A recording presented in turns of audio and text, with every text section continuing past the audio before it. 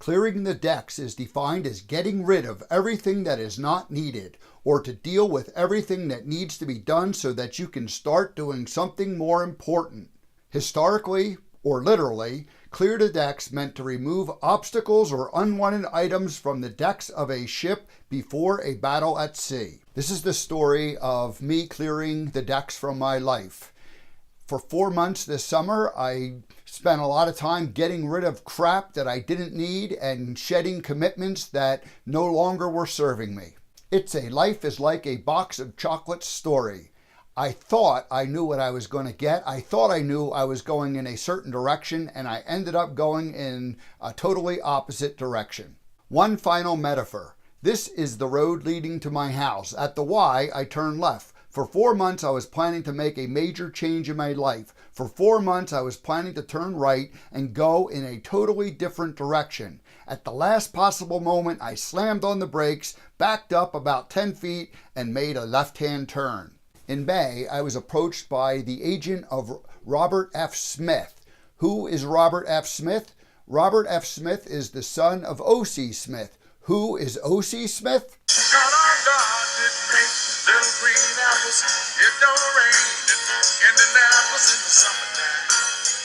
So Robert is O.C.'s son, and Robert is totally blind. Robert was also planning to walk from Long Beach to Las Vegas across the Mojave Desert. I was initially asked to meet Robert in Death Valley, the idea being that wouldn't it be great if Robert meets Forrest Gump on his walk? Well, that idea morphed into me or Forrest joining Robert for the entire walk. So in June, I went to Long Beach and met Robert, met his team, and I returned home with the intention of joining them in October for the Kindness Walk.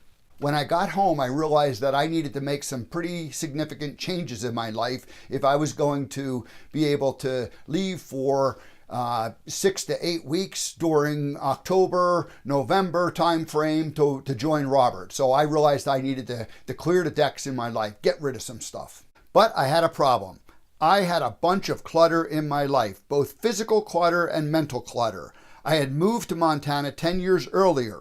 Prior to moving to Montana back in the 2000s, I started collecting stuff that I thought I would need once I got to Montana. I became a collector. There wasn't a tool or large piece of equipment that I didn't think I needed. Well, the reality was 10 years later, they were all just sitting around collecting rust or dust. I started selling things on Craigslist, getting rid of stuff that wasn't being used, stuff that wasn't serving any purpose other than reminding me of a dream that I had 10 years earlier that was no longer the reality of my life.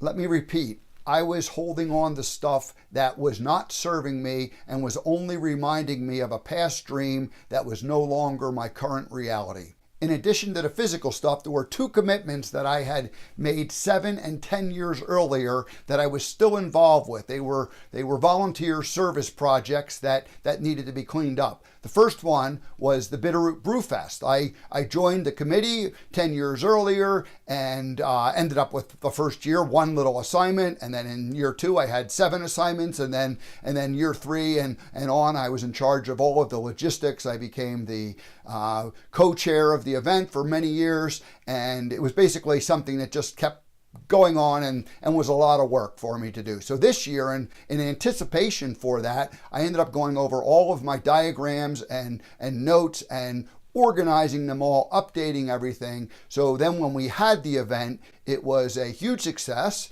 It was the largest revenue generator for the chamber in many years, and the setup went smoother than ever.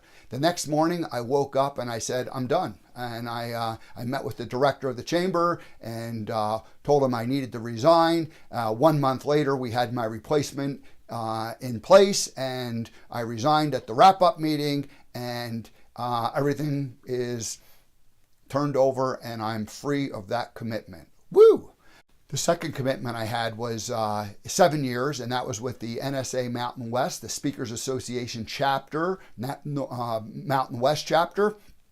And I had been on a board with them early on, and they asked me to take care of the website, and I could never get rid of the project, and I ended up still having it 7 years later. So earlier this year, even before the before the walk came about, I said, I need to get rid of this and be done with it. I told the board they needed to find my replacement, and that started the process. We hired a web developer, designer, and I managed the project of taking the old site and converting it to the new site with lots of people interacting. It was awesome, and it's up and running, and so that is completely off my plate. So those two commitments that lasted for 7 years and 10 years respectively are now off my plate. So back to the fork in the road. All the time I'm planning to turn right and join Robert on the kindness walk. And as I'm preparing and getting ready for those 4 months, I cleaned up 10 years worth of physical stuff and shed 2 volunteer commitments that I had served on for way too many years.